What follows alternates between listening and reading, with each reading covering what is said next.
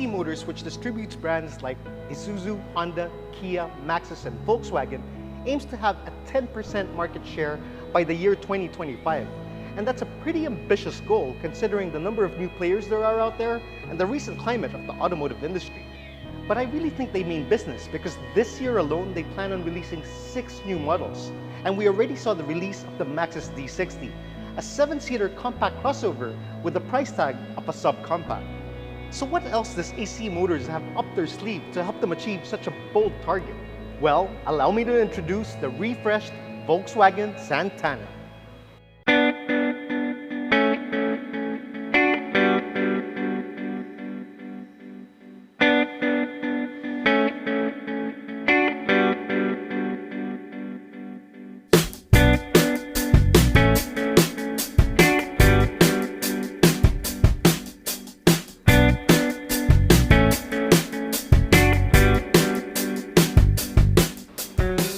The Santana is Volkswagen's entry for the subcompact car segment here in our market.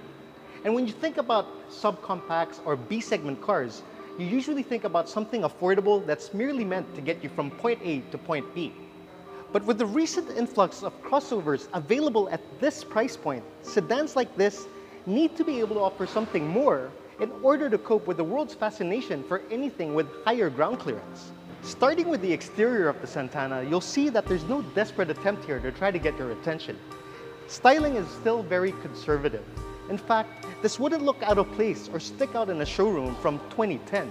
But the good thing about that is that this definitely won't look antiquated 10 years from now. At the front, you get a horizontal grille, fog lamps, and halogen headlights. Everything is still very conventional. But at least these headlights come equipped with tunnel sensors and a leaving and coming home function, which basically turns or keeps the lights on as you approach or leave the car. Now along the side, it's a similar story with these straight body lines and 15-inch rims that lean towards the conservative side. Now the guy wearing a yellow shirt stroking his dyed hair may find this bland or even boring, but at least it isn't polarizing. As expected, the rear is also very straightforward, except for the fact that you get rear fog lamps. But what I really like about the car is that regardless of which angle you look at, it's unmistakably a Volkswagen. And that is never a bad thing. In terms of trunk space, you get a generous 480 liters of cargo capacity. And that's way more than what you get with some cars above the Santana's weight class.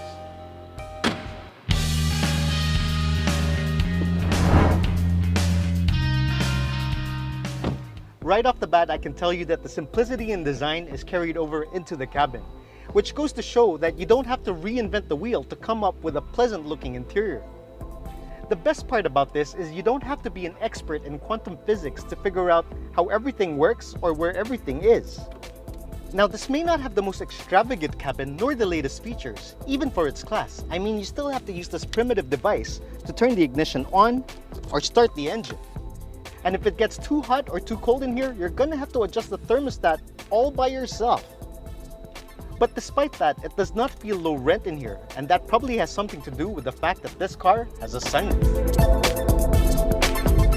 And it's not like this car is devoid of niceties either, because you still get the 7-inch touchscreen that can be had with Apple CarPlay and Android Auto. It also has a tire pressure monitoring system. You also get these leather seats that has these fabric inserts, which really gives it a nice Volkswagen vibe. And there's ample storage for gadgets, drinks, and other items.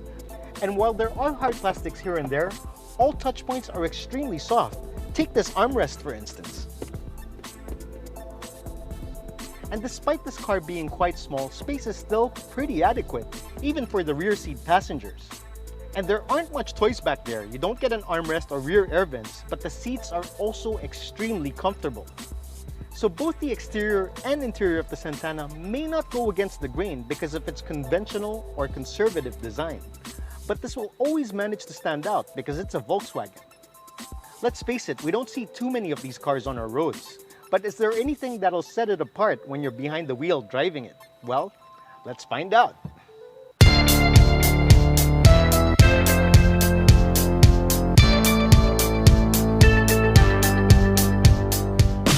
So if this is meant to be a refresh of the Santana, you're probably asking yourself, what's the difference? Well, aside from the updated rims and head unit, the most significant change can be found under the hood. You still get the same 1.5-liter 4-cylinder gasoline engine, but this now has exhaust timing and a variable oil pressure pump. And don't ask me how that works because I wouldn't have the slightest clue. But what I do know is that this is supposed to yield 10% better fuel economy. And that's pretty impressive because the previous Santana could already do 9 kilometers per liter in the city and 20 kilometers per liter on the highway. So expect this to be even better. And to make this even more efficient, I just noticed that this has a start-stop function, which cuts off power to the engine when you're idle, to save you even more fuel. In terms of power, you get 109 horses and 145 Newton meters of torque, which is average for the class. So don't expect neck-breaking acceleration. However, that also doesn't mean that this car will ignore your throttle inputs, because when you put your foot down, the car will respond with enough urgency. Now, the 6-speed automatic transmission is smooth shifting, but it does take a split second to downshift when you floor the gas pedal. The steering is also nicely weighted, and despite being light, it still gives an adequate amount of feedback. And the ratio is also fairly responsive. It may not be the sharpest thing out there, but for a subcompact, it is perfectly fine. Now, this may have drum brakes at the back, but that's not an issue, because even when you brake hard, the car does not lurch forward, and there is more than enough stopping power. What also isn't an issue is the torsion beam suspension at the back, which is common for subcompact cars. Now, it may not be a fully independent suspension, but this car still provides an extremely comfortable ride. And in terms of handling, it also feels planted around the corners. But where this car really shines is just how easy it is to drive and operate. And I'm not just saying that because all the controls are simple and well within reach. The visibility is also really good. And you can attribute that to the slow dashboard and beltline and the fact that the A-pillars are fairly thin. So driving this is a breeze. And if subcompact cars are meant to be daily drivers, then this fulfills that purpose extremely well. The Volkswagen Santana Comfort line, as tested here, sells for 898,000 pesos. And in this world of crossovers, sedans still offer a great value proposition in terms of delivering good driving dynamics with the efficiency to boot. Now, if that appeals to you and you want to drive a car with a German badge and one that doesn't look like every other grab car out there, then this might just be the car for you.